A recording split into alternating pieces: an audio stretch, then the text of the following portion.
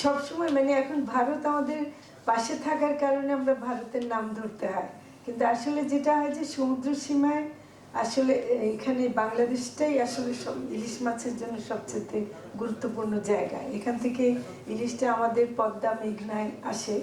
তো যেটা হয় আমাদের এমনিতে কোস্টগার্ড, নৌবাহিনী এরা কিন্তু খুব সতর্ক আছে, মানে আগে তারা ছিল, কিন্তু এবার আমরা আরো বেশি বলে দিয়েছি যেন তারা সতর্ক থাকে। এবং আসলে ইলিশ মাছটা এভাবে চোরাচালানিও হয়, আমরা যেটা স্থলপথেও কিন্তু চোরাচালানি হয়। তো সব ক্ষেত্রে বিজিবি সহ সবাই কিন্তু সতর্ক আছে। তবে কিছু তো মানে হচ্ছে, এটা একেবারে মানে বন্ধ করা যাবে বলে এই মুহূর্তে মনে হয় না, কিন্তু আমরা ব্যবস্থা নিচ্ছি পুরোটা। ঢাকায় পঙ্গু হাসপাতালে গেছি, অন্যান্য হাসপাতালে গেছে, ওখানে কিন্তু একেবারে সাধারণ দিনমজুরের বাচ্চা ছেলে, মানে 14-15 বছরের ছেলে, সে আবু সাইদের ভিডিও দেখে নাকি রাস্তায় নেমে গেছে, বলে মা গেলাম, এটা বলে সে চলে আসছে। ফলে এরকম একটা অনুভূতির পরে আপনি এখনো যদি পঙ্গু হাসপাতালে যান, দেখবেন যে হাত কাটা, পা কাটা, এবং এখনো পায়ের মধ্যে রড বাঁধানো এরকম পড়ে আছে। আপনি সার্ভার দিতে যাবেন, দেখবেন যে সারা গায়ে মানে গুলি, মাথার মধ্যে গুলি। অনেক অপারেশনের পরেও তারা কিন্তু মানে চিকিৎসায় চলছে, মেডিকেলে যান। তো আমাদেরকে মনে প্লাস হলো 1000-এরও বেশি, মানে আমরা এখনো পর্যন্ত তালিকা যেটা করেছে সেটার মধ্যে 800-900 বলা হচ্ছে, কিন্তু অন্যান্য হিসাবে দেখা যায় যে 1000-এর বেশি মানুষ মারা গেছে, এবং তার মধ্যে অধিকাংশই তরুণ বয়সের, একেবারে আমাদের ছেলেরা, মানে একদম আমাদের সন্তানেরা প্রাণ দিয়েছে।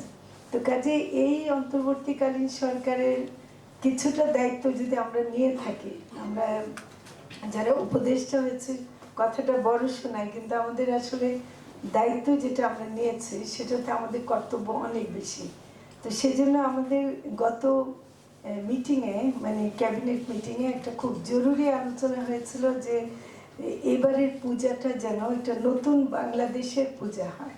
তো পরিবার একটাই, এখানে আমিও মনে করি যে সংখ্যালঘু সংখ্যাগরিষ্ঠ বলে তো কোনো কিছু থাকতে পারে না। এখানে আমরা সবাই একটা পরিবারের মানুষ। আমরা এখানে কে হিন্দু কে বৌদ্ধ এটা নিয়ে কোনো রকম বৈষম্য হবে, আমরা ঈদে আনন্দ করবো আর পূজায় ভয়ে থাকবো, এটা তো হয় না। আমাদের পূজায় কেন ভয়ে থাকতে হবে? আমরা সেজন্য আমি প্রশাসনের কথা শুনে এবং যে আয়োজনে আপনাদেরও সবার কথা শুনে একটু ভরসা পেলাম যে অন্তত আয়োজনের দিক থেকে, আমাদের চেষ্টার দিক থেকে আন্তরিকতার অভাব নাই। আপনাদের মানে এখানে আপনি আমি বলা ঠিক না, আমি বলবো যে আমাদের সবারই একটা যে চেষ্টা আছে এবং সবারই ক্ষেত্রে যে একটা করণীয় আছে, সেটা আমরা কিন্তু নিজেরাই অনুধাবন করছি। আমি ধন্যবাদ জানাবো যে প্রশাসন, সেনাবাহিনী এবং যারা যারা সংশ্লিষ্ট যারা সংস্থা আছে তারা প্রত্যেকে দায়িত্ব নিচ্ছেন। এবং আমি একেবারেই মানে মনে করি যে আসলে কাউকে যে আমরা পুলিশ দিয়ে, আনসার দিয়ে, পাহারা দিয়ে পূজাটাকে আনন্দময় করব, এটা তো হয় না। এটা তো আমরা আসলে একটা আনন্দের জিনিস, এটা হিন্দু মুসলিম সবাই মিলে আমরা আনন্দটাকে যেন করতে পারি। সেজন্য সামাজিকভাবেও এটার একটা সামাজিক একটা পরিস্থিতি, পরিবেশ তৈরি করতে হবে যেন সবাই আনন্দটা করতে পারি। বিসর্জন হবে 13 তারিখে, না 13 তারিখে? আমরা 14 তারিখে যেন একটা সুন্দর ঘোষণা দিতে পারি যে এবারের পূজাটা খুব সুন্দর হয়েছে টাঙ্গাইলে, এবং টাঙ্গাইল যেন বাংলাদেশে একটা উদাহরণ সৃষ্টি করতে পারে।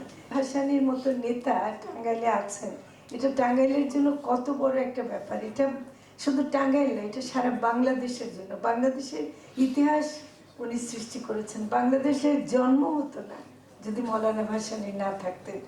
এবং তিনি মজলুম জননেতা ছিলেন। এবং আমরা যে ভারতের কথা বলছি, আজকে দেখেন যে ফারাক্কার বিরুদ্ধে কে গেছিল, হ্যাঁ, তো মৌলানা ভাসানী গেছিল। আজকে যে তাকে আমাদের কত দরকার ছিল, আমাদের আগামী প্রজন্ম কেন তাকে চিনবে না? এটা একমাত্র চেনার উপায় হলো পাঠ্যপুস্তকের মাধ্যমে দেয়া, এবং এটাকে আমার মনে হয় দেওয়ার জন্য আমি শিক্ষা মন্ত্রণালয়কে তো বলবোই। আমি বললাম তো যদি আমাকে মানববন্ধনে দাঁড়াতে হয় আমিও দাঁড়াবো।